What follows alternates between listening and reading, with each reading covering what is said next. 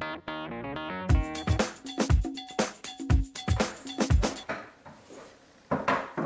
Bertha, what does coop mean? Coop?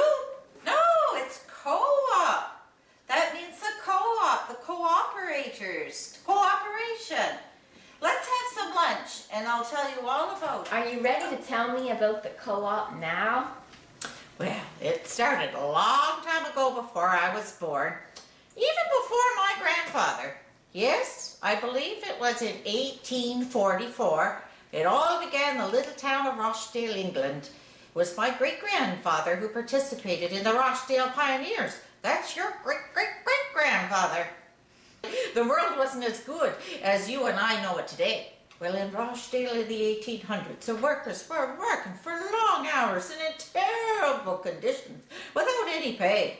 They couldn't afford housing or food or some of the necessities in life that we take for granted today. What? No TV? Well, if the television existed back then, these people surely couldn't have been able to afford it. Golly, Granny, what did these poor people do? Well, they started to cooperate. They started to think, and they started to share their resources and share their monies. That's all good, Granny. But tell me again how this relates to the co-op. Well, you see, these men, the Rochdale pioneers, they thought that customers should be treated nicely.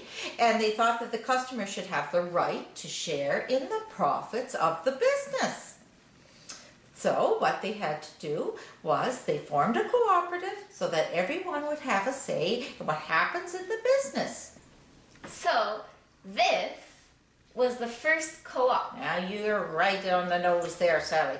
This is too a reason why Granny is serving you fish sandwiches and milk for lunch today.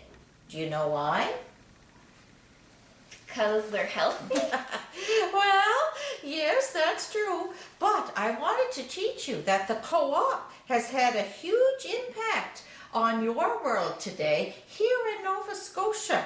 You see, the fish that's in your sandwich and the milk here in this container are from industries that are cooperatives.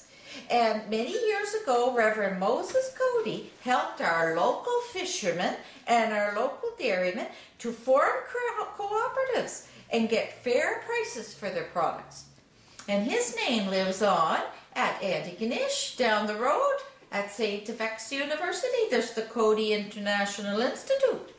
And do you know that co-op is having an impact in the world today because there's students, I tell you, down there at that university that come from all over the world to the Cody Institute, and they learn how to set up a co-op, and they go back to their developing countries, and they can take this knowledge with them, and then they start co-ops and credit unions there. I think I get it. The grocery store, the co-op, it supports local producers like Uncle Frank. Hey, that's right. And is good for the community because it shares the profits locally, not to big box stores. And other cooperative businesses like dairies and financial organizations like the credit union, they shared their profits with producers and clients too. That's right. This is building a better world for everyone.